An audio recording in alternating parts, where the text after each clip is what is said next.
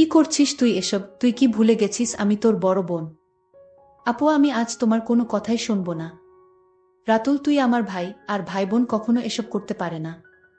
চুপ থাক, তুই আমার বোন হ, আর যাই হোক, আজ আমার মাথা নষ্ট। আমি আজ কোনো বাধা মানব না। তারপর আমি আমার ছোট ভাইয়ের কাছ থেকে কিছুতেই রেহাই পেলাম না।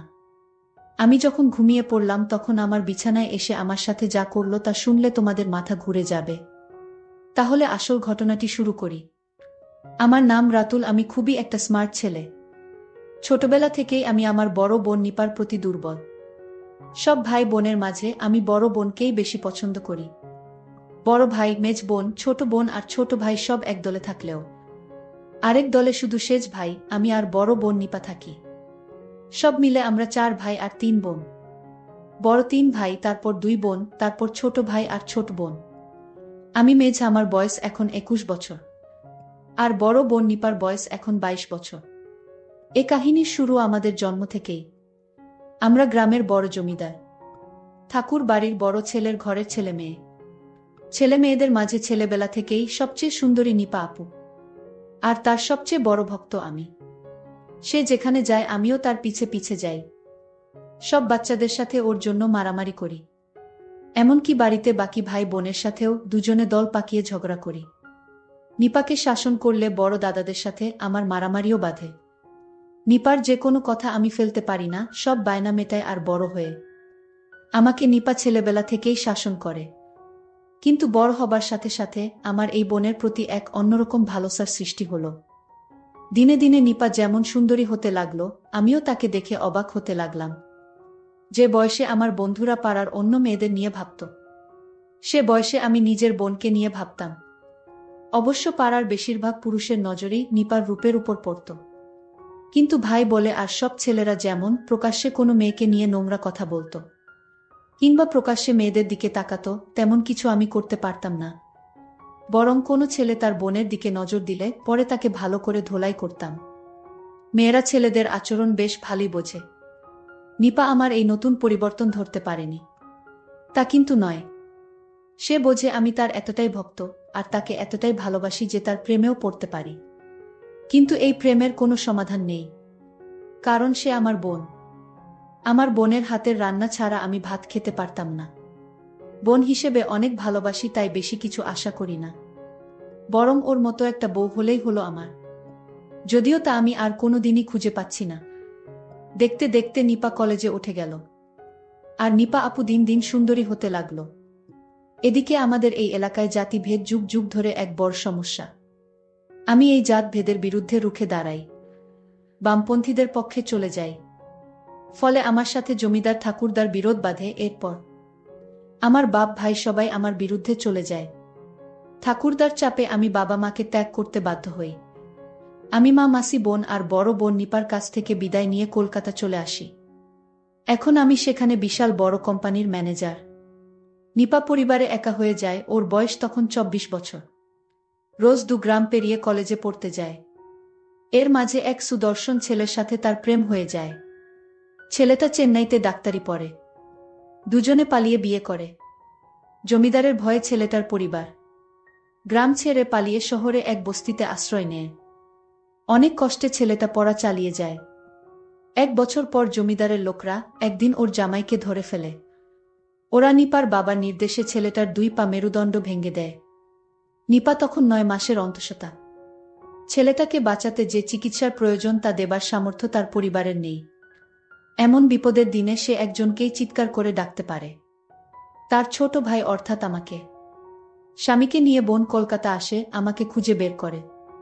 আমি বোনের এই কষ্ট দেখে পাগল হয়ে যাই। আমি ওর স্বামীর চিকিৎসা করাই। কিন্তু আমার বোনকে স্বামীর পরিবার সহ একটা বস্তিতে থাকতে দেখে ভীষণ কষ্ট পাই। কিছুদিন পর নিপা মা হয়। তার স্বামীও একই হাসপাতালে বাঁচা মরার লড়াই করছে। তখন নিপার স্বামী বেঁচে উঠলেও চিরতরে পঙ্গু হয়ে যায়। আমি বোনকে বাচ্চা সহ আমার নিজের এক বাড়িতে চলে আসতে বলি, কিন্তু নিপা স্বামী ছেড়ে কিভাবে আসবে। তাই পঙ্গু স্বামীকেও বোন সাথে নিয়ে আসতে চায়। আমিও মেনে নিই নিপার কথা। নিপার স্বামীর শরীর ভেঙে যায়। সুঠাম শরীর ভেঙে হাড়দিসার হয়ে যায়। অবশ্য কিছুদিনের মধ্যেই নিপা আবার তার স্বাভাবিক সৌন্দর্য ফিরে পায়।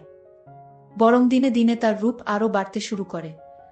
কিন্তু বোনের স্বামী পঙ্গু হবার পর ওর জীবনের সব আনন্দ যেন শেষ হয়ে গেল। জীবনটা দুঃখে ভরে উঠল।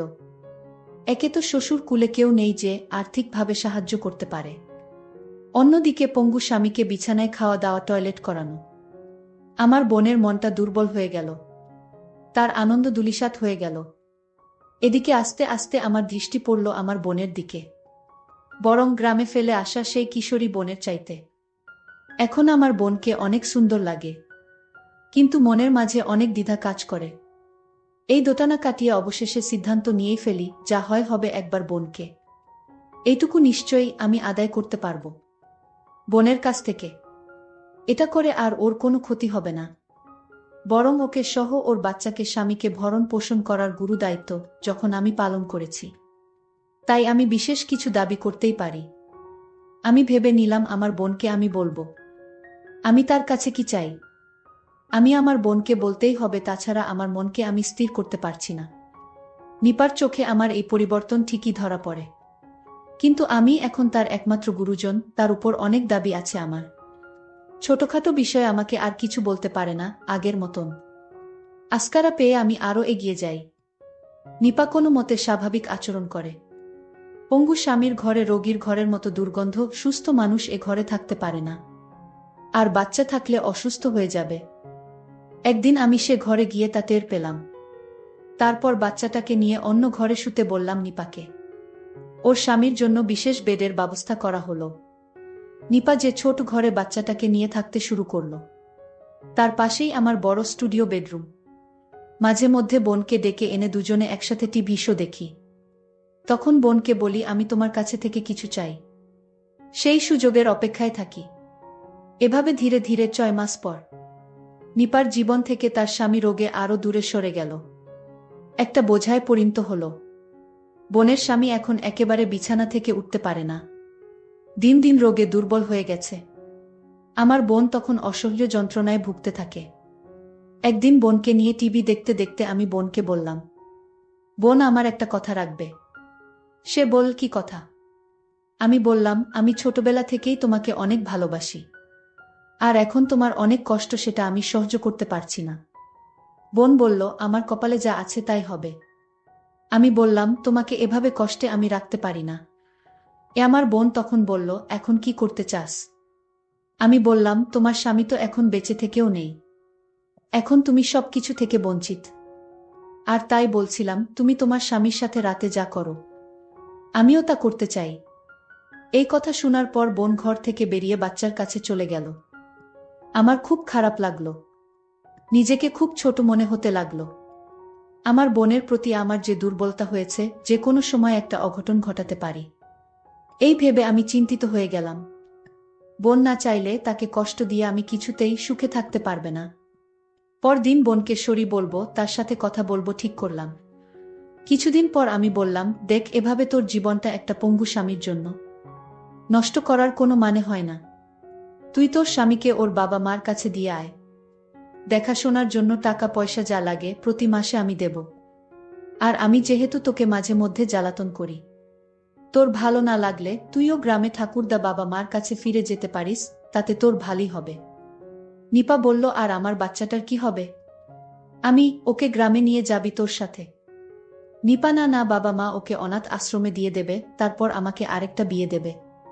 আমি, সেটা খারাপ হবে না, যেভাবে আছিস তার চাইতে ভালো থাকবি। অনাথ আশ্রম থেকে ওকে নিশ্চয়ই বড় কোনো দম্পতি দত্তক নেবে। নিপা, আমি হয়তো ভালো থাকব, আমার বাচ্চার জীবনটা নষ্ট হয়ে যাবে। খারাপ কোনো লোক নিয়ে চাকর বাকর বানালে কি হবে? আমি সেটা ভাবিনি। আমি আরেকটু বড় হোক, তারপর ভাবা যাবে। নিপা, আমি এখানে থাকাতে তোর খুব অসুবিধে হচ্ছে তাই না রাতুল? অনেক টাকা খরচা হচ্ছে। আমি, না না, তুই যা ভাবছিস তা না। তুই এখানে থাকলে আমি খুশিই হব, কিন্তু আমার ব্যবহারে তুই কষ্ট পাস এটা আমি চাই না। নিপা, তুই একটা বিয়ে কর না রাতুল। আমি হঠাৎ এই কথা শুনে কাশতে লাগলাম। আমি কেন বিয়ে করব? কেন অন্য কোনো মেয়ে এসে তোকে এভাবে বাচ্চা আর স্বামী নিয়ে নিজের সংসারে থাকতে দেবে ভেবেছিস? নিপা বলল, আমি চলে যাব গ্রামে, বাচ্চাটা কাউকে দিয়ে দেব। সুন্দরী একটা বউ হলে তখন আমাকে না জ্বালিয়ে ওকে জ্বালাবি তুই। আমি চলে যাব, বাচ্চাকে দিয়ে দেব বললেই হলো, এত সহজ? যত সব বাজে কথা। অন্য মেয়েকে দিয়ে আমার হবে না, আমার শুধু তোকে চাই। তুই কি পাগল হয়েছিস? আমি আর তুই ভাই বোন। ভাই বোনের মধ্যে এসব হয় না। হে, আমি পাগল হয়ে গেছি। আমি ছোটবেলা থেকেই আমি তোমাকে অনেক ভালোবাসি। ভাই এসব কেউ বলে না লক্ষ্মী ভাই আমার। তোকে আমি খুব সুন্দর দেখে একটা বিয়ে করাবো। তাও ভাই তুই এখন এসব বলিস না। তুই আমার ভাই। আমি মানি না ভাই আর বোন হোক, আমি তোকেই চাই। নিপা বলল, কি যে বলিস না তুই রাতুল। আমাকে দিয়ে তোর বউয়ের কাজ হবে নাকি? বিয়ে তো একদিন তোকে করতেই হবে। আমি অনেক হয়েছে নে, বিয়ে যেদিন করব সেদিন দেখা যাবে। করছি না তাই তুই তোর বাচ্চাটা নিয়ে এখানে ভালোই আছিস। খাল কেটে কুমির আনার দরকার কি তোর? তোর চাইতে সুন্দরী কোনো মেয়ে আছে নাকি যে বিয়ে করব? নিপা ধ্যাত, দেখ রাতুল, আমার সাথে অমন অসভ্য কথা বলবি না। নিপা লজ্জা পেয়ে অথবা রাগ করেই ঘর ছেড়ে বেরিয়ে গেল। ছোট ভাইয়ের এই আবদার আমার আর ভালো লাগে না। আমি যে এখন কি করি? পরদিন রাতুল অফিস থেকে ফিরে বোনের ঘরে গেল খাবার দিতে বলবে বলে। আমি খাবার দে নিপা। নিপা আসছি রাতুল, বাচ্চাটাকে ঘুম পাড়িয়ে। তারপর বোন আমাকে খাবার দিল। খাবার পর আমি বোনকে আমার ঘরে আসতে বললাম। বিছানায় শুয়ে কি করতে বলবো সেটা ভাবতে লাগলাম। আমি বললাম, আমার মাথাটায় আজ প্রচণ্ড ব্যথা, আমার মাথাটা একটু মালিশ করে দিবা। আমি আমার ভাইয়ের মাথায় মেসেজ করে দিচ্ছিলাম। ভাই তখন বলল, বোন তোর হাতে জাদু আছে। তুই আমার মাথাটা একটু মালিশ করে দিতেই মাথার ব্যথা চলে গেছে। তারপর আমি ঘুমিয়ে গেলাম। রাত যখন 2টা বাজে তখন আমার ঘুম ভেঙে গেল। আমি দেখলাম আমার বোন ঘুমিয়ে আছে। আমি আমার বোনকে দেখে আশ্চর্য হলাম। মনে হয় আল্লাহ নিজ হাতে তাকে বানিয়েছে। আমি আর কোনো কিছুই ভাবতে পারছি না। আল্লাহর সৃষ্টি কত সুন্দর। আমি আর কিছুই না ভেবে আস্তে আস্তে বিছানা থেকে উঠে বসলাম। আমি দরজাটা লক করতে ভুলে গেছিলাম, আর তাই দরজার কাছে গেলাম। দরজাটা লক করে আবার বিছানায় এসে বসলাম। তারপর আমি তার ঘনিষ্ঠ হতে শুরু করলাম। বোন তখন বিছানা থেকে উঠে আমায় বলল, কি তুই এখনো ঘুমাসনি? আমি বোনকে বললাম, আমার কিছুতেই ঘুম আসছে না। আমার বোন বলল, তাহলে কি করলে তোর ঘুম আসবে শুনি? আমি বললাম, আমি তোমাকে বউ হিসেবে দেখতে চাই, তাহলেই আমার ঘুম হবে। ঠিক আছে, তুই জানতে কি না জানিস না, আমি তোর আপন বোন না। আমাকে অনাথ থেকে তোর বাবা নিয়ে আসছিল। তোর বাবা একজন দয়ালু মানুষ, আর তাই আমাকে একদিন রাস্তায় কান্না করতে দেখে আমায় তোদের বাড়িতে নিয়ে আসে। আমার বয়স তখন 5 কি 6 হবে। আমার মা বাবাকে আমি জানতাম না, আর তাই তো আমি আমার বাচ্চাকে ছেড়ে আমি নতুন বিয়ে করতে পারবো না। তাকে অনাথে দিতে পারবো না। অনাথে থাকার কষ্ট আমি বুঝি, কারণ আমি অনাথে ছিলাম। আর তাই আমিও তোকে চাই। তুই আমার পাশে থাকলে আমার সন্তানটাকে মানুষ করতে পারবো। আর তাই তোর প্রস্তাব আমি মেনে নিলাম। বন্ধুরা, আজকের গল্পটি কেমন লাগলো তা অবশ্যই কমেন্ট করে জানাতে ভুলবেন না। আর এরকম নতুন নতুন ভিডিও পেতে আমার চ্যানেলটিকে সাবস্ক্রাইব করে পাশে থাকবেন। ধন্যবাদ।